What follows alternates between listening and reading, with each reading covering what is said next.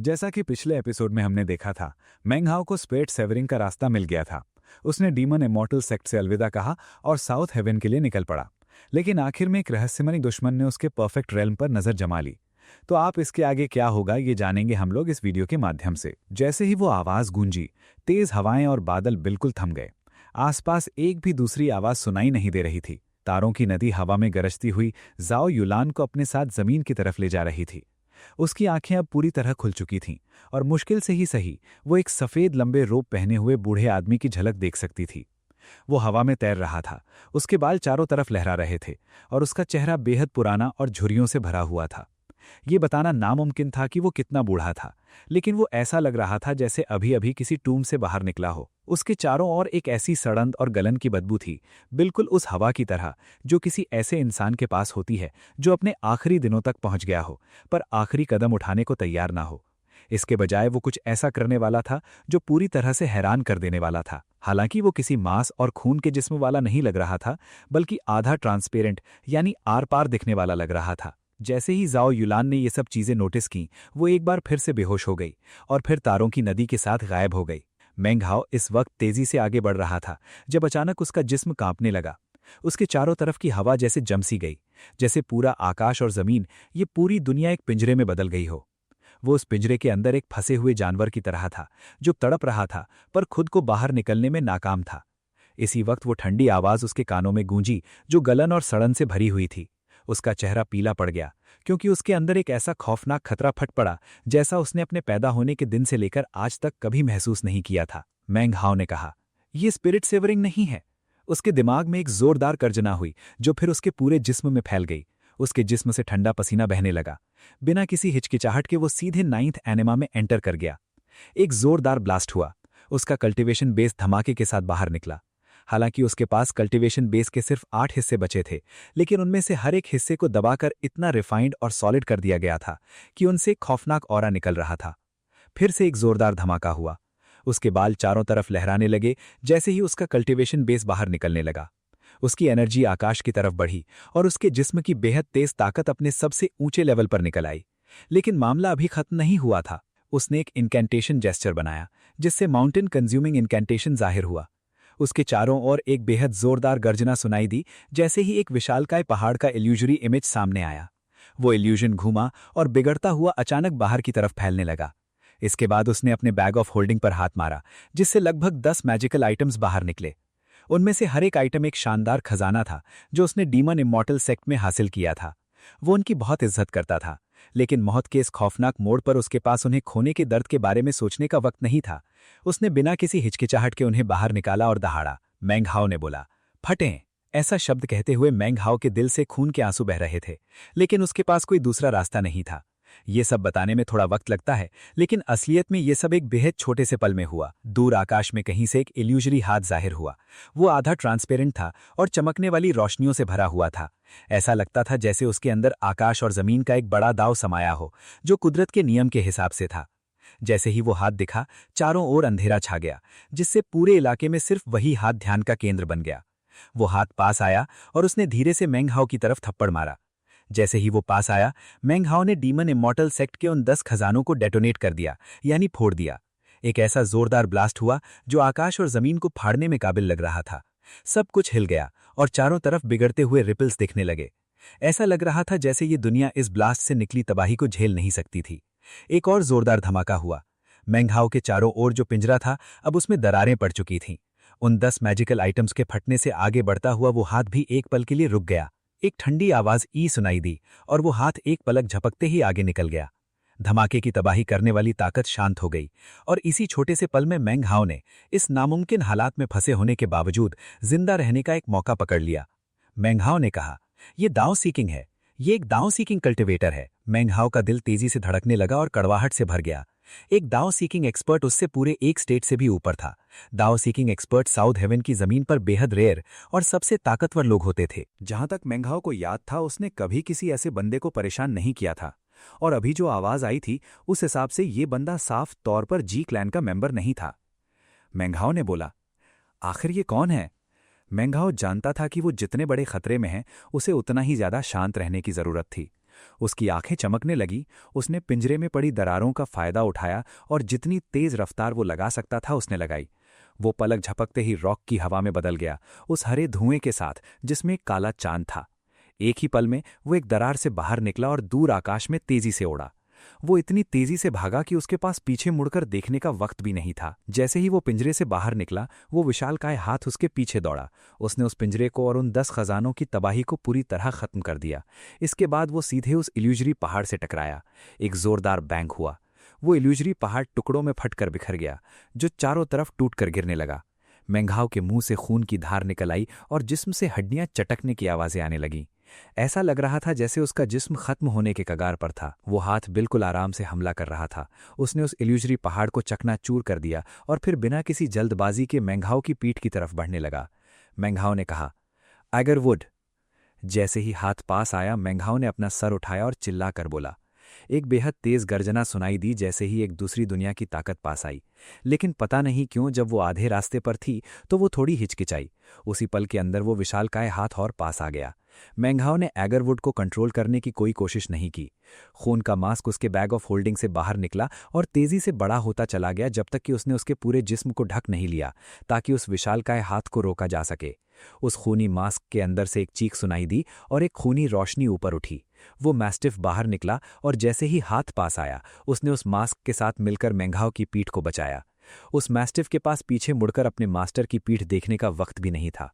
एक जोरदार ब्लास्ट हुआ। जैसे ही वो हाथ मैस्टिफ से टकराया, वो फट गया और अनगिनत लाल धागों में बदलकर वापस उस खूनी मास्क के अंदर चला गया। एक खौफनाक गर्जना हुई, क्योंकि वो ब्लड इमॉर्टल मास्क तेजी से घूमता हुआ पीछे गिर गया। वो मेंघाव के जिस्म में समा गया, जिससे उसका शरीर बुरी तरह कांप उठा। मेंघाव ने दहाड़ा, ब्लड मैस्टिफ। उसी पल उसे महसूस हुआ कि मैस्टिफ का खून मास्क के अंदर दोबारा इकट्ठा हो गया था, जो एक बहुत छोटे ब्लड मैस्टिफ में बदल गया था। इस दोहरी सुरक्षा ने उसके खतरे को कुछ वक्त के लिए टाल दिया, पर फिर भी उसके मुंह से खून निकल रहा था और उसके अंदर के ऑर्गन्स टुकड़े टुकड़े हो चुके थे। उसकी जिंदगी की औरा कम हो रही थी और वो एक कटी हुई पतंग की तरह पीछे दूर जा गिरा। उसकी आंखें खूनी नसों से भर गई थीं और उसके अंदर एक ऐसी नफरत पैदा हुई जो पहले कभी नहीं हुई थी। उसके अंदर एक बेहद तेज दर्द दौड़ रहा था और उसे ऐसी तेज फीलिंग आ रही थी जैसे उसे टुकड़ों में फाड़ा जा रहा हो। उसकी चमड़ी कई जगहों से फट चुकी थी। ऐसा लग रहा था जैसे अगले ही पल में वो पूरा का पूरा बिखर जाएगा। एक दूसरी ई की आवाज आकाश और जमीन में गूंजी। अचानक वो पैरट और मीट जली मेंघाव के बैग ऑफ होल्डिंग से बाहर निकले। पैरट ने कहा, अबे साले, लानत है, ये बंदा एक फॉल्स इमॉर्टल बनने से बस एक कदम दूर है। चाहे ये सिर्फ एक क्लोन हो, फिर भी ये डाउ सीकिंग पर है। मीट जली, अबे तो अभी तक मेंघाव को बचाने में क्यों नहीं लगा? पैरट ने मेंघाव के कंधे को पकड़ लिया। उसके चेहरे पर एक ऐसी परेशानी थी जो पहले कभी नहीं देखी गई थी। मीट जेली पूरी तरह कांप रहा था, पर फिर भी वो तेजी से फैलकर मेंघाव को ढकने लगा, जिससे उसका फटा हुआ मांस सॉलिड होने लगा। मैं 10th वांग क्लैन पाट्राक हूं। जब तू फाउंडेशन इनिशियलाइजेशन में थे, तभी मैंने तुम्हें अपना डाउ सीड बनाने का फैसला किया था, ताकि मेरा डाउ पूरा हो जाए और मैं महसूस कर सकूं कि हमारे पूर्वज यानी ग्रेट एंसेस्टर के लिए फाउंडेशन चुराना कैसा था। 10th वांग क्लैन पाट्राक ने कहा, क्या तुम सच में सोचते हो कि तुम भाग सकते हो? उस आवाज में कुछ और भी था। उसमें एक अजीब सा वाइब्रेशन था जो आकाश और जमीन के नियम से मिल रहा था। जैसे ही आवाज आई, वो हाथ धुंधला हो गया, लेकिन सिर्फ एक पल बाद वो दोबारा साफ दिखने लगा, और जब वो दिखा तो वो मेंघाव के पीछे था। उस हाथ ने एक पंजे का रूप लिया जो पीछे से मेंघाव पर झपटा। 10th वैंग क्लैन पेट्रियार्क ने बोला, मैंने तुम्हें रीबर्थ केव के बाहर बचाया था। जब जी क्लैन तुम्हारे पीछे पड़ा था, तब मैंने मदद की थी। और फिर जो हंगामा तुमने डीमन इमॉर्टल सेक्ट में मचाया, तुम्हारे वापस आने के बाद मैंने खुद तुम्हारी ऑरा के निशान मिटा दिए, ताकि किसी को पता ना चले कि तुम वापस आ चुके हो। 10th वैंग क्लैन पेट्रियार्क ने कहा, यह सब इसलिए था क्योंकि एक वक्त आएगा जब तुम मेरा कर्ज चुकाओगे, और वो वक्त अब है। जैसे जैसे वो आवाज बोलती गई, सड़न और गलन का एहसास और ज्यादा साफ होने लगा। 10th वैंग क्लैन पेट्रियार्क ने बोला, 4 perfect stages, perfect foundation immortal ascension की बुनियाद है। ये तुम पर जाया होगा, इसलिए ये मेरा है। वो हाथ लगातार मेंघाव को पकड़ने की कोशिश करता रहा। चाहे पैरट और मेंघाव कितनी भी तेजी से भाग रहे थे, उस ग्रेविटेशनल फोर्स से बचना नामुमकिन था जो उन्हें चारों तरफ से घेर रहा था। मेंघाव का जिस्म कांपा और फिर उसने साफ तौर पर अपने ऊपर कुछ महसूस किया, जिससे वो ग्रेविटेशनल फोर्स ढीला पड़ने लगा। ऐसा लगा जैसे वो ताकत खुद ब खुद उससे अलग हो जाएगी। मेंघाव ने कहा, एगरवुड, तुम्हारे उस वादे का क्या हुआ जो तुमने मुझसे किया था? इस नाजुक मोड़ पर पैरट और मीट जेली पागल हो रहे थे। मैंग हाओ ने एक बार फिर तेजी से कहा। जैसे ही ये शब्द गूंजे चारों तरफ शांति छा गई। अचानक एक जोरदार गर्जना हुई जब एक दूसरी दुनिया की ताकत पास आई। एक जोरदार ब्लास्ट हुआ। वो ताकत उस हाथ से टकराई जो मैंग हाओ को पकड़ने वाला था। वो हाथ तुरंत हिल गया और मैंग हाओ के साथ उसका जो भी कनेक्शन था वो टूट गया। मैंग हाओ ने खून की उल्टी की, पर फिर भी भागने के बजाय उसने पीछे मुड़ा। उसकी आंखें लाल थीं। इस तरह भागना उसे बिल्कुल भी मंजूर नहीं था। इस पूरे खतरे के दौरान ये पहली बार था जब वो पीछे मुड़ा था। उसने उस हाथ को देखा जिस पर आगरवुड की ताकत ने हमला किया था। रोशनी की किरणें चारों तरफ घूमने लगीं और एक आदमी की आकृति बन गई जो जैसे बिना किसी वजूद के बाहर निकल रहा था। उसने एक सफ़ेद लंबी रोब पहन रखी थी और वो बेहद बूढ़ा था। मैंग हाओ को याद नहीं था कि उसने कभी इस आदमी को देखा हो, और उसे पूरा यकीन था कि वो कभी नहीं मिले थे। 10th वैंगक्लैन पेट्रियार्क एगरवुड की रहस्यमयी ताकत से घिर चुका था। ऐसा लग रहा था जैसे उसे कैद कर लिया गया हो। उसका जिस्म हवा में तैर रहा था, जो कभी धुंधला तो कभी सेमी ट्रांसपेरेंट दिख रहा था।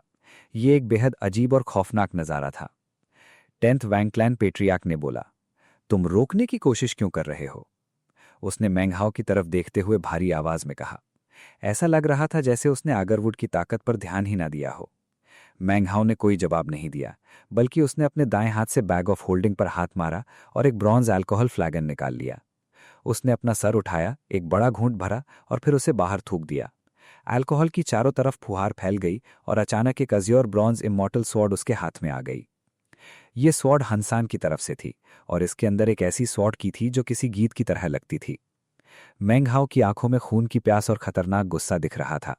उसने अपना दाहिना हाथ उठाया और बिना किसी हिचकिचाहट के उस स्वॉर्ड से हमला कर दिया। वो स्वॉर्ड की जाहिर हुई, जिसने आकाश और जमीन को हिलाकर रख दिया। आसमान धुंधला पड़ गया जैसे ही उस अज्योर ब्रॉन्ज स्वॉर्ड से अनगिनत स्वॉर्ड की बाहर निकलने लगी।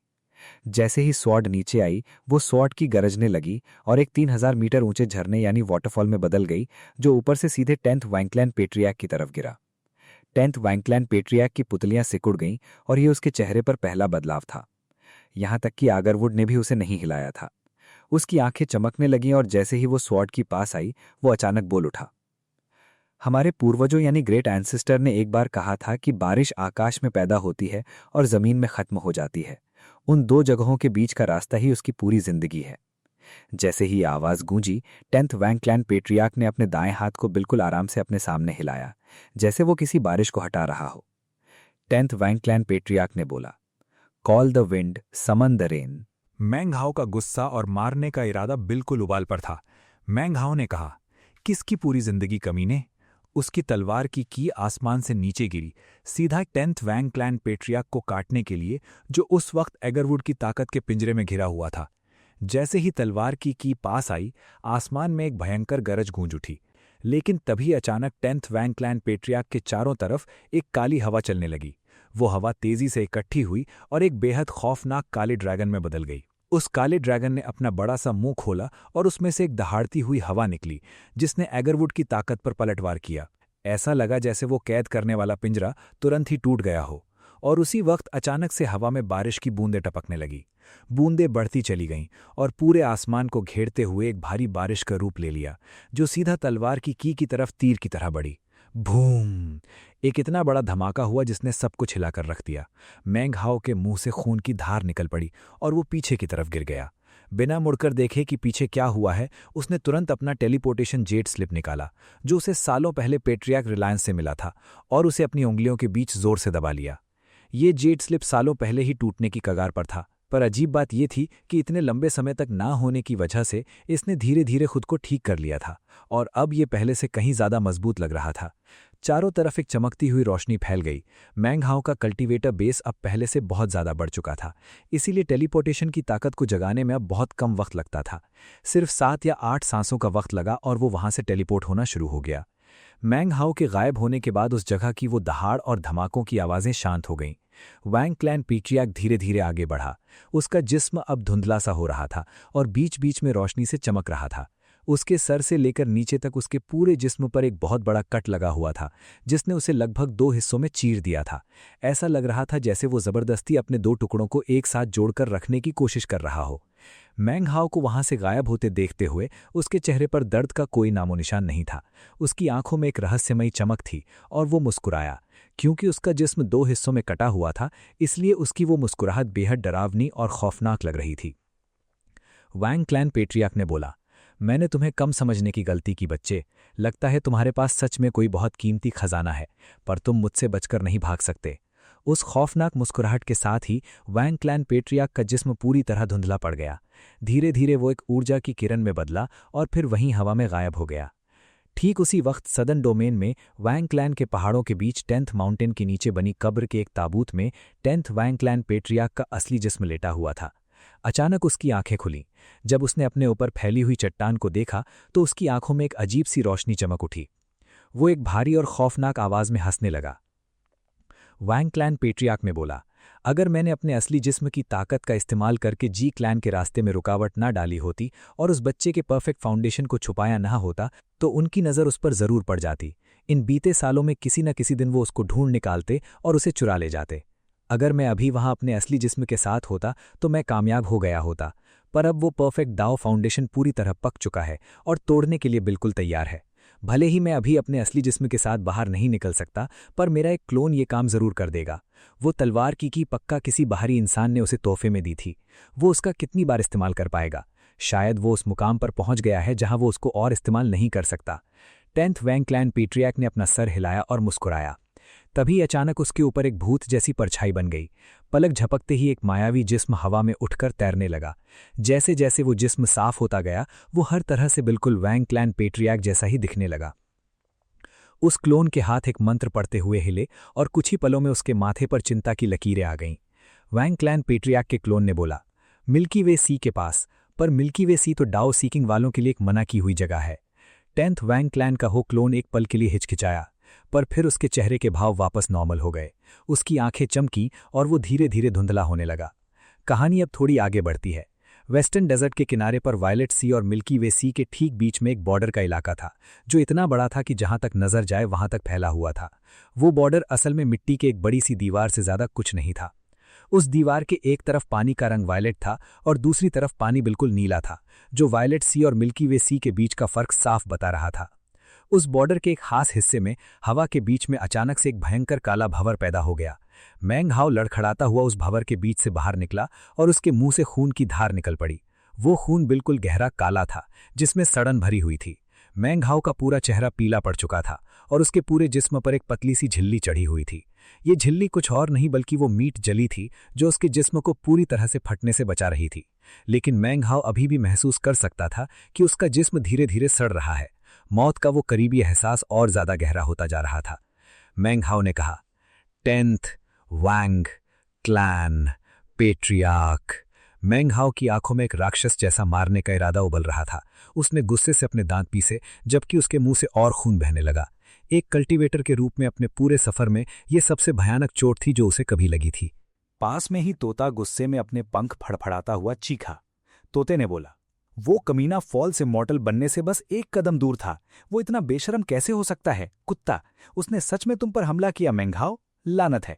लॉर्ड फिफ्थ को उस साल बुरी तरह सील कर दिया गया था, वरना इस बात से कोई फर्क नहीं पड़ता कि उस कमीने के पास बाल या पंख नहीं थे। मैं उसकी चटनी बना देता। अपने सीने पर जोर से हाथ रखे हुए, जबकि उसके पूरे जिस्म में दर्द की लहरें दौड़ रही थीं, मैंग हाओ ने पूछा। मैंग हाओ ने कहा, ये फॉल्स इमॉर्टल क्या होता है? धीरे धीरे उसकी आंखों में एक वायलेट रंग की रोशनी उभरी, जैसे ही उसने खुद को ठीक करने के लिए अपनी उम्र की ताकत का इस्तेमाल किया। तोता गुस्से से आग बबूला हो गया था। तोते ने बोला, फॉल्स इमॉर्टल वो नीच लोग होते हैं जिन्हें कभी इमॉर्टल बनने का किस्मत और ताकत नहीं मिलती। उनका खुद का कोई दांव नहीं होता, पर फिर भी वो मरने से इनकार करते हैं। अपनी जिद में आकर वो किसी दूसरे के दांव को अपना लेते हैं और उसी के सहारे इमॉर्टल बन जाते हैं। उसी को फॉल्स इमॉर्टल कहते हैं। कुछ लोग अपनी आज़ादी छोड़कर किसी और का फॉल्स इमॉर्टल बनने के बजाय मरना पसंद करते हैं, पर दूसरे लोग मौत से बचने के लिए कोई भी कीमत चुकाने को तैयार रहते हैं। ये दूसरे वाले असल में दाव के गद्दार होते हैं। 9th माउंटेन और सी में सबसे बड़े फॉल्स इमॉर्टल जी क्लैन के हैं। जी क्लैन ने आसमान को बदला और उनके इमॉर्टल सभी फॉल्स इमॉर्टल हैं, जो कि फॉल्स इमॉर्टल की दुनिया में सबसे ताकतवर हैं। उसके बाद आते हैं अलग अलग क्लैन और सेक्ट्स। अपने पूर्वजों के दाव का ज्ञान लेने के बाद वो भी फॉल्स इमॉर्टल के रास्ते पर चल पड़ते हैं। इस बार तोते ने कोई भी जानकारी नहीं छुपाई थी। मैंग हाओ शांति से इन सारी बातों पर सोच रहा था। उसे अब एहसास हो गया था कि उसकी वायलेट प्यूपिल ट्रांसफॉर्मेशन उसको ठीक करने में अब उतनी असरदार नहीं रही थी और पहले जैसी तेजी से चोट नहीं भर रही थी। हालांकि ये अभी भी काम कर रही थी, पर इसकी रफ्तार बहुत ही ज्यादा धीमी थी। ये देखकर उसका बिल बैठ गया। तोते ने बोला, कुछ लोग जिनकी ऊंची उम्मीदें होती हैं, जो सच में दाव के लिए मेहनत करते हैं, जो सुबह जीते हैं और शाम को मरते हैं, वो अपना खुद का दाव हासिल करना पसंद करते हैं। ऐसे लोग मौत का सामना खुशी खुशी कर लेते हैं, और जब ऐसे लोग कामयाब होते हैं तो वो ट्रू इमॉर्टल कहलाते हैं। पर जब से जी क्लैन ने आसमान को बदला है, ट्रू इमॉर्टल बहुत कम ही देखने को मिलते हैं। शायद हर 1000 साल में किसी एक प्लैनेट पर कोई एक पैदा हो जाए। सिर्फ 4 बड़े प्लैनेट्स पर ही दाव को मंजूरी मिलती है और इमॉर्टल बनने का सफर पूरा होता है। जब कोई एक प्लैनेट पर इमॉर्टल बन जाता है तो आने वाले 1000 सालों तक दूसरा वहां इमॉर्टल नहीं बन सकता। इसीलिए अगर कोई कहे कि पूरे 9th माउंटेन और सी में 10,000 सालों में कुछ दर्जन ट्रू इमॉर्टल पैदा हुए हैं, तो ये भी बढ़ा चढ़ा कर बोलना होगा। और जब तुम इसमें ट्रू इमॉर्टल ट्रिब्यूलेशन जोड़ दोगे तो उन ट्रू इमॉर्टल की गिनती जो 4 बड़े प्लैनेट्स पर जिंदा बच पाते हैं वो 10 से ज्यादा नहीं होगी। यहां तक अपनी बात पहुंचाते पहुंचाते तोते की आवाज में दुख और नाराजगी साफ छलक रही थी। मैंगहाओ ने कहा, ट्रू इमॉर्टल ट्रिब्यूलेशन। मैंगहाओ ने अपनी आत्मिक शक्ति उस खून के रंग के मास्क के अंदर भेजी। जब उसने देखा कि मैस्टिव वहां पर खुद को ठीक कर रहा है तो उसने राहत की सांस ली। तोते ने बोला, वो लोग जो अपने खुद के दाव की खोज में निकलते हैं और ट्रू इमॉर्टल बनना चाहते हैं, उन्हें इसका सामना करना ही पड़ता है। अगर वो कामयाब हो जाएं तो ये एक मामूली बात बन जाती है, पर अगर वो नाकाम रहे तो वो फना हो जाते हैं और आसमान और जमीन का एक प्राकृतिक नियम बनकर रह जाते हैं। कामयाबी का मतलब है ट्रू इमॉर्टल की मंजिल तक पहुंचना। उसके बाद जब भी कोई इमॉर्टल ट्रिब्यूलेशन गिरती है तो वो इंसान ऊंचाइयों को छू लेता है। एक दूसरे ट्रू इमॉर्टल के अलावा और कोई भी उसकी टक्कर का नहीं हो सकता। ये बताना मुश्किल था कि तोता असल में क्या सोच रहा था, पर अचानक से उसकी आवाज में एक मायूसी छा गई थी। मैंगहाओ की आंखें चमकी जैसे ही उसने तोते की तरफ देखा और एक दूसरा सवाल पूछा। मैंगहाओ ने कहा, उस 10th वैंग क्लैन पैट्रियार्क ने परफेक्ट दाव फाउंडेशन के बारे में कुछ कहा था, उसका क्या मतलब था? तोते ने बोला, तुम सबलाइम स्पिरिट स्क्रिप्चर पर मेहनत करते हो। हालांकि मैं उसके बारे में ज्यादा नहीं जानता, पर मुझे इतना जरूर पता है कि वो 3 सबसे महान और पुराने स्क्रिप्चर्स में से एक है। अगर तुम उसको पूरी तरह से कल्टीवेट कर लो तो तुम एक सबलाइम स्पिरिट डोयन बन जाओगे। पर परफेक्ट स्ट्रेटम सिर्फ स्पिरिट सेवरिंग के नीचे आती है, यानी कि ची condensation, foundation establishment, core formation और नेसेंट सोल, इन 4 स्टेजेस में। जहां तक बात है इसके बाद इसे कैसे कल्टीवेट करना है, वो पुरानी पीढ़ियों के सबलाइम स्पिरिट डोयन के अलावा कोई नहीं जानता। और जहां तक बात है परफेक्ट दाव फाउंडेशन की, तो ये एक ऐसी चीज है जिसको रखने के हकदार सिर्फ वो लोग होते हैं जो सबलाइम स्पिरिट स्क्रिप्चर को कल्टीवेट करते हैं। इसके अलावा जिसके पास भी ऐसी काबिलियत होती है, उसके पास ट्रू इमॉर्टल बनने का चांस कहीं ज्यादा बड़ा होता है। जब बात फॉल्स इमॉर्टल की आती है, तो अगर वो तुम्हारा डाओ फाउंडेशन छीन लेते हैं तो इसका मतलब उन्हें एक और फैसला लेने का मौका मिल जाएगा। काफी तजुर्बे और तैयारी के साथ वो शायद अपना रास्ता फॉल्स इमॉर्टल से बदलकर ट्रू इमॉर्टल की दुनिया में ले जाएं। सबसे बड़ी बात, एक परफेक्ट डाओ फाउंडेशन होने का मतलब ये है कि अगर तुम ट्रू इमॉर्टल बनने में नाकाम भी हो जाते हो तो तुम नहीं मरोगे। तुम अपना डाओ फाउंडेशन शेड करके उस एक बार मौत से बच सकते हो। इस पूरी बात को सुनने के बाद मैंगहाओ को अब वो सब कुछ समझ आ गया था जो 10th वैंग क्लैन पेट्रियार्क ने कहा था। उसको ये भी समझ में आ गया था कि क्यों जी क्लैन कभी उसे ढूंढने के लिए उसके पीछे नहीं आया। बहुत हद तक मुमकिन था कि ऐसे कई खतरे जिनके बारे में उसको पता भी नहीं था, उन्हें 10th वैंग क्लैन पेट्रियार्क ने चुपचाप राज रखते हुए निपटा लिया था। वो किसी डाओ प्रोटेक्टर की तरह था, पर फर्क सिर्फ इतना था कि मैंगहाओ को बचाने का उसका मकसद उसका डाओ फाउंडेशन चुराना था। मैंगहाओ ने कहा, क्या होगा अगर मेरा डाओ फाउंडेशन मुझसे छीन लिया जाए? मैंगहाओ ने धीरे से पूछा, जबकि उसकी आंखों की गहराई में एक गहरी और तेज चमक घूम रही थी। तोते ने एक पल के लिए सोचा और फिर धीमी आवाज में जवाब दिया। तोते ने बोला, अगर एक टावर का कोई फाउंडेशन ना हो तो क्या होगा? मैंगहाओ ने कहा, वो गिर जाएगा, वो कमजोर हो जाएगा और तबाह हो जाएगा। तोते ने बोला, तुम्हारे साथ भी यही होगा। अगर कोई तुम्हारा डाओ फाउंडेशन चुरा लेगा तो तुम मर जाओगे। तोता बेचैन होकर चिल्लाया। तोते ने बोला, मैंगहाओ, यहां से निकलो। वो कमीना पक्का बच निकला है। उसने जो भी कहा उसके हिसाब से उसने तुम्हें बहुत पहले ही एक डाओ सीड के रूप में सेट कर दिया था। भागो, तब तक भागो जब तक तुम थोड़े और ताकतवर ना हो जाओ। जहां तक तुम्हारे ऑरा की बात है, मीट जेली उसको छुपा सकती है। अगर वैंग पेट्रियार्क तुम्हें जल्द ही ढूंढ लेता है तो ये कोई अच्छी बात नहीं होगी। मैंगहाओ बिल्कुल शांत वहां खड़ा रहा। उसके अंदर ऐसे जज्बात उबल रहे थे जिन्हें लफ्जों में बयान नहीं किया जा सकता था और उसको एक खौफनाक गुस्से में बदल रहे थे। धीरे धीरे उसके होंठ एक ठंडी खतरनाक मुस्कुराहट में बदल गए। वो जानता था कि वैंग क्लैन पेट्रियार्क के सामने वो एक कीड़े से ज्यादा कुछ नहीं था, पर फिर भी उसका दिल गुस्से और बदले की आग से जोर जोर से धड़क रहा था। अब जब ये बात उठ चुकी थी तो ये इतनी आसानी से मिटने वाली नहीं थी। इसके बजाय ये एक बीज जैसी चीज में बदल गई थी। ये एक ऐसे बीज की तरह था जो उसके दिल की गहराइयों में कहीं दब गया था। मेंघाओ ने कहा, मैं जंगल का नियम बहुत पहले ही समझ चुका हूं। एक दिन मैं अपना डाव हासिल करूंगा और उस दिन 10th वांग क्लैन पेट्रियार्क मरेगा। अगर वांग क्लैन मेरे रास्ते में आया तो जब मेरे पास मेरा खुद का महान डाव होगा तो मैं ये तय करूंगा कि सदर्न डोमेन में फिर कभी कोई वांग क्लैन बचे ही ना। उसके इरादे इतने मजबूत थे कि उसके दिल का गुस्सा एक बार फिर उभर कर सामने आ गया। उसने एक लंबी सांस ली और अपने चारों तरफ देखा। फिर उसने दूर मिल्की वे सी की तरफ देखा और उसकी आंखें चमक रही थीं। वो अपनी पूरी रफ्तार से हवा में उड़ने लगा और साथ ही साथ अपने आप को ठीक भी करता रहा। उड़ते उड़ते आखिरकार वो उस गायब दीवार के पास पहुंच गया जो वायलेट सी और मिल्की वे सी को पूरी तरह से अलग करती थी। वो उस दीवार से जोर से टकराया और फिर उसको चीरते हुए सीधा आर पार निकल गया। हवा में मछलियों और समुद्र की एक अजीब सी महक फैल गई। यही वो मिल्की वे सी था। हर तरफ एक अंतहीन समुद्र लहरा रहा था। दूर एक छोर पर सूरज ढल रहा था। शाम की उस धुंधली रोशनी में जो कुछ दिख रहा था वो सिर्फ खूबसूरत लहरें और एक गहरा नारंगी रंग का उजाला था। मेंघाओ ने कहा, मुझे हर मामले में चौकन्ना रहना होगा, हर मुसीबत के लिए पहले से तैयार रहना होगा। उसने अपना हाथ ऊपर उठाया जिसके अंदर वो टेलीपोर्टेशन जेट स्लिप था। वो अब बिल्कुल टूटने की कगार पर था। एक पल की हिचकिचाहट के बाद उसकी आंखों में एक पक्का इरादा नजर आया और उसने उसे दबा दिया। इस चीज को पहले इस्तेमाल करने की अपनी समझ से उसको पता था कि टेलीपोर्टेशन की दूरी इस बात पर निर्भर करती है कि उसमें कितनी कल्टीवेटर बेस की ताकत डाली गई है। उसने स्लिप को जोर से दबाया और अगले ही पल उसके चारों तरफ एक काला भंवर बन गया। वो उसके अंदर खिंचता चला गया और फिर गायब हो गया। उसके गायब होने के बाद इतना वक्त बीत गया कि एक अगरबत्ती जलकर खत्म हो जाए। अचानक हवा में उसी जगह पर एक हलचल हुई जहां से वो अभी गया था। अगले ही पल 10th वांग क्लैन पेट्रियार्क का जिस्म वहां प्रकट हुआ।